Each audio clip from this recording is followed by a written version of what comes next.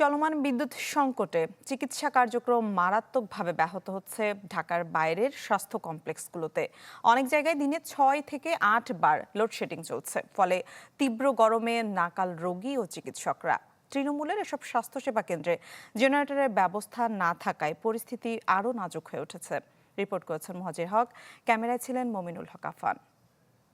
ZI water tank দিচ্ছে আজীবন warranty. ZI water tank পানির সুরক্ষায় টেকসই সমাধান। ঘরে 6 ঘন্টা থাকে না, 24 ঘন্টায় 6 ঘন্টা থাকে না।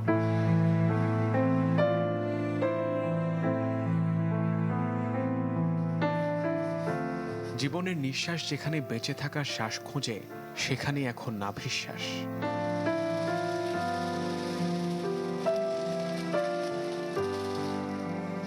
আলোহীন অবস্থায় ধুঁকছে যেন গোটা হাসপাতালটাই।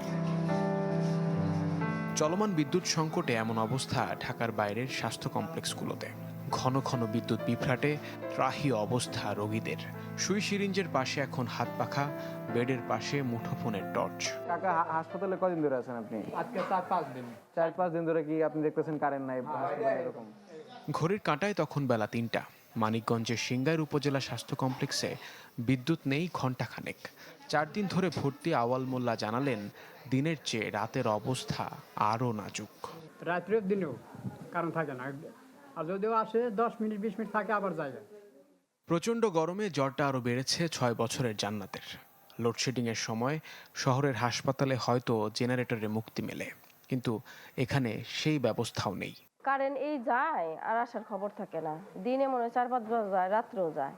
আর এগুলোর লাইটে সমস্যা আছে, কারেন্টে এত ভূগন্ত হলে কি রুগীদের কোনো হয়?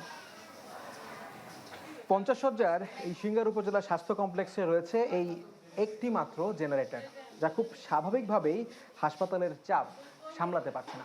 এর কারণ হিসেবে হাসপাতাল কর্তৃপক্ষ তেলের জন্য বাজেট না থাকার কথা বললেও পুরো হাসপাতালটিকে তারা বলছেন অন্তত সৌর বিদ্যুতের আওতায় নিয়ে আসতে। বহির্বিভাগে লাইনে থাকা রোগীদের সাথে যারা আসেন, তারাও যেন রোগী হয়ে যান এখানে।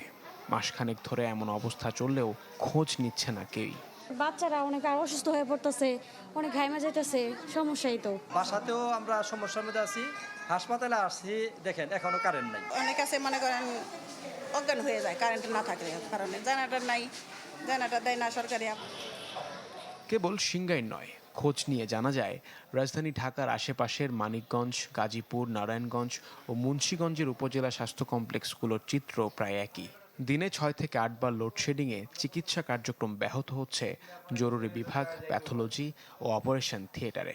আমাদের হাসপাতালের অন্তঃবিভাগ, বহির্বিভাগ সব মিলিয়ে নিরবিচ্ছিন্ন বিদ্যুৎ ব্যবস্থা আসলে নাই। রাতের দিকে তো আসলে প্রচুর জরুরি বিভাগের রোগী আসে, যাদের আমাদের স্টিচ দিতে হয়। অনেক মারামারির পেশেন্ট আসে, যাদের আমাদের সেলাই করতে হয় কিংবা ওন ড্রেসিং করতে হয়। তো সেই সব ক্ষেত্রে তো পর্যাপ্ত আলোর ব্যবস্থা থাকাটা খুবই জরুরি।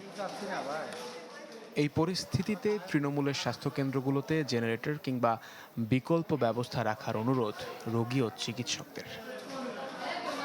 মুহাজির হক, চ্যানেল 24, ঢাকা।